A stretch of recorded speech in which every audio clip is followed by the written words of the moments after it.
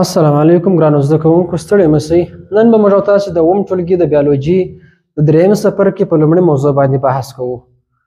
موږ او تاسو نن د حجروي غشا د لارې د موادو انتقال وایو. حجرې مو پیژندلې دي، انساج مو پیژندلې دي. اوس دا وایو چې په دغه حجرو کې موږ او تاسو ویلي وو چې حجره خپله یو حجروي غشا لري د هغې په شاوخوا باندې. اوس موږ دا وایو چې د غشا د لارې دا مواد څنګه انتقالیږي، څنګه حجره مواد اخلي او څنګه یې خارجوي. موږ او تاسو ویلي وو چې دغه سیل ممبران یا حجروي غشا یو داسې سټراکچر لري.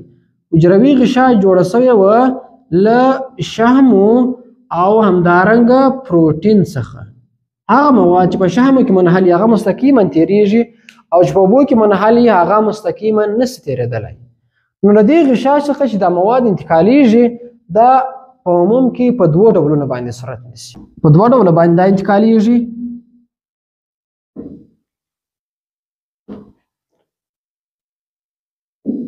یو ډول انتقال ته موږ تاسو وایو پیسیو ترانسپورت، یعنی غیر فعال انتقال. غیر فعال انتقال هغه انتقال دی چې انرژي ته دلته د موادو په انتقال کې اړتیا نشته.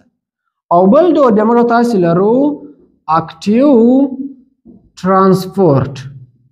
دا بیا د موادو هغه ډول انتقال دی چې انرژي ته پکې اړتیا شته.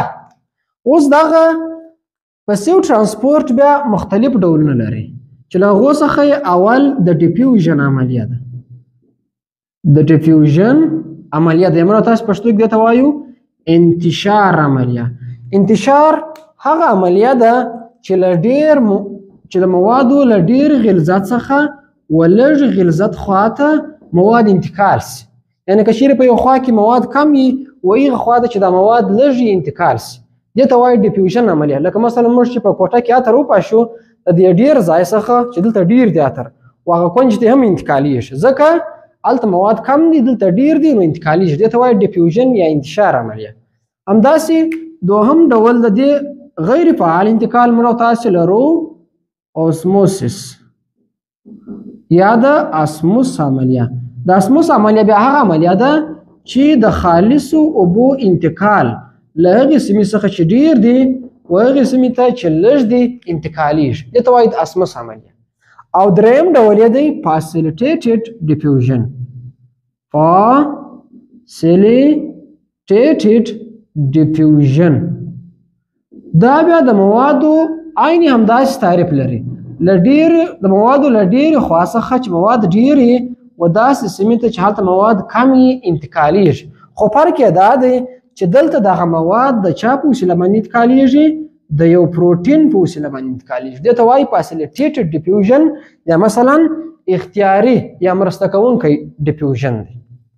همداسې پسیو ترانسپورت نور خلاص. په اکټیو ترانسپورت هغه ترانسپورت دی چې په هغې کې د انرژي مصرف ته اړتیا شته. مواد چې له دې غشا څخه مثلا تیریږي دا په دوه ډوله باندې دي. یوې عملیې ته موږ تاسو وایو اګزوسایټوسس.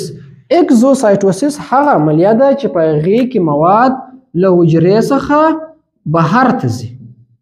بهر ته چې مواد انتقال سو دې ته وایي اګزوسایټوسس. خو بل بیا موږ تاسو یو بل عملیه لرو هغې ته وایي انډوسایټوسس. انډوسایټوسس هغه عملیه ده چې حجرې ته مواد څه به کېږي؟ داخلیږي. اوس نو که چیرې دغه حجرې ته داخلونکي مواد که چیرې مثلا دا کوچني کوچني او مایع وي دې ته موږ تاسو وایو کم انډوسایټوسس. دې ته موږ وایو پینوسایټوسس. یعنی که چیرې مواد مایع او کوچني. خو که چیرې دغه مواد غټي او دا جامد دي دا حجرې ته داخل سي دې عملیه ته بیا موږ تاسو وایو فاګوسایټوسس چې مواد د فاګوسایټوسس عملیه په وسیله باندې داخلیږي. څنګه داخلیږي؟ اول د واره په دې حجره کې داسې یو ژوروالی پیدا شي دا مواد داخل کې. بالاخره د یو څه وخت څخه وروسته په دغه موادو باندې داسې یو پوش احاطه شي خپل داسې ممبران ور باندې احاطه شي. دا دننه حجرې ته ولاړ شي هلته لایزوزوم چې موږ تاسو په تیر درس کې ویلي هغه د خپل انزایمونو ورباندې رایله کړي بل اخره دا پوش د منځه یوسي او هضم یې کړي او بیا حجره له هغې څخه استفاده کوي. نو دا زموږ او ستاسې درس و چې مثلا څنګه حجرې ته مواد انتقالیږي او له هغې څخه خارجیږي. دغه درس تر همدې ځایه پورې و. تر بیا ښه وخت.